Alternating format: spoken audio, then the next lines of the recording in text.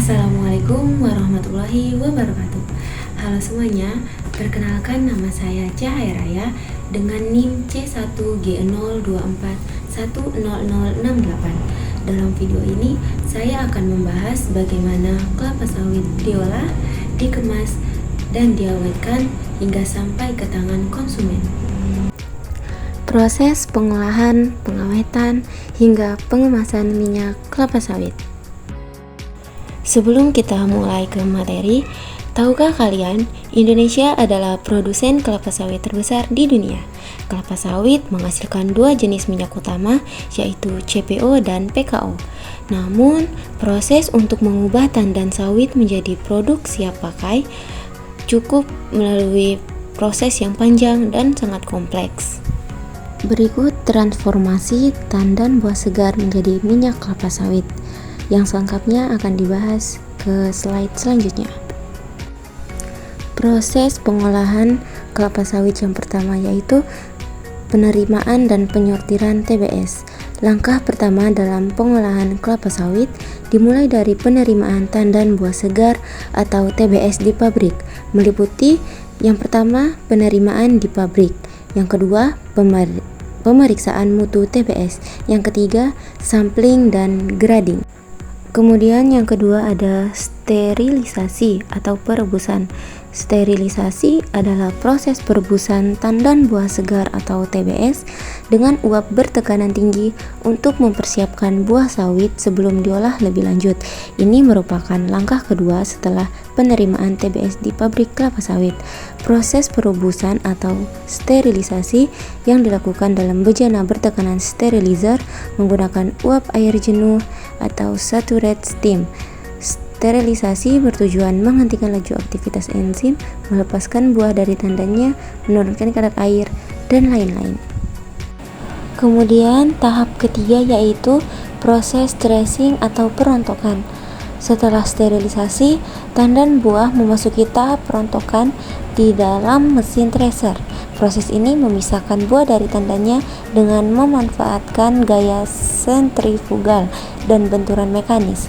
Efisiensi perontokan sangat penting untuk memaksimalkan perolehan buah yang akan diolah. Kemudian proses selanjutnya yaitu pemisahan kotoran dari material asing.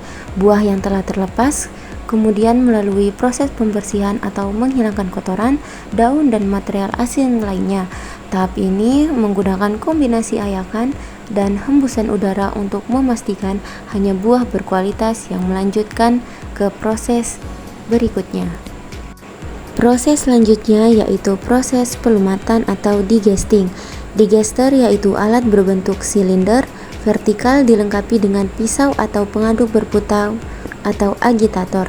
Fungsinya melumatkan daging buah sawit agar minyak lebih mudah diekstraksi.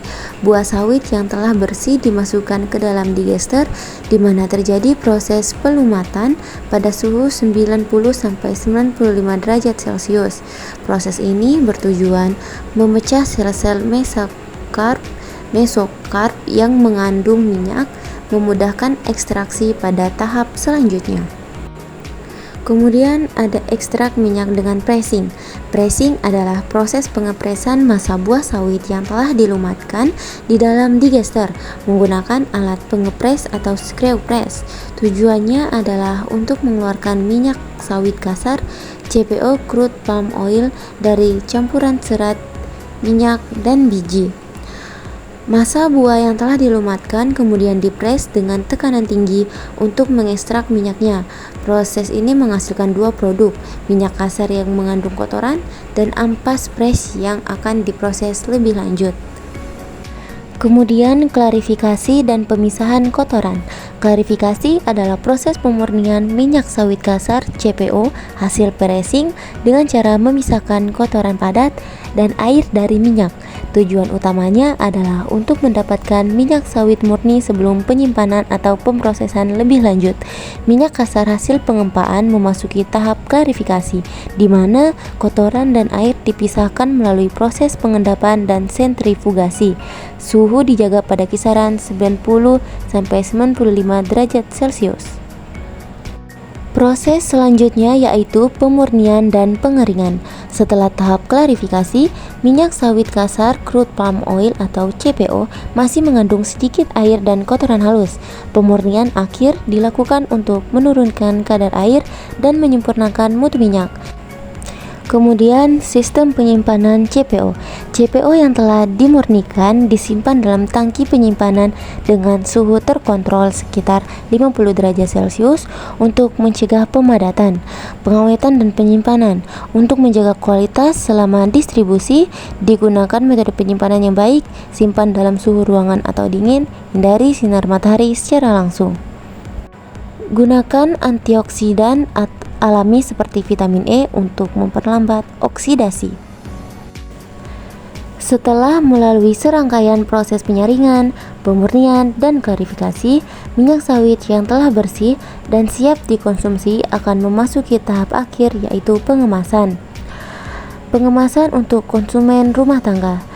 Yang pertama, kemasan pouch, kantong fleksibel bersegel. Yang kedua, botol PET. Yang ketiga, jerigen plastik kecil, cocok untuk pembelian keluarga besar atau usaha kecil seperti warung makan. Kemudian selanjutnya pengemasan untuk industri dan skala besar. Yang pertama ada drum baja atau plastik dengan kapasitas 180 sampai 200 liter. Yang kedua, tangki curah atau bulk tank untuk pengiriman langsung dalam jumlah besar. Biasanya menggunakan truk, tangki, atau kontainer khusus. Berikut adalah analisis usaha penjualan minyak goreng Bimoli kemasan botol 1 liter. Dalam simulasi ini, harga jual per botol adalah Rp18.000 dengan biaya produksi sebesar Rp13.500 dan biaya distribusi serta promosi sebesar Rp1.000 per botol. Dengan asumsi penjualan harian sebanyak 1.000 botol, diperoleh laba bersih sebesar Rp3.500 per botol. Maka total laba harian yang dapat diperoleh mencapai Rp3.500.000. Melihat potensi laba harian yang cukup besar, kami merekomendasikan untuk meningkatkan volume penjualan dengan memperluas jaringan distribusi ke toko-toko retail dan pasar tradisional. Itulah proses luar biasa dari produk kelapa sawit, dari tandan menjadi produk siap pakai.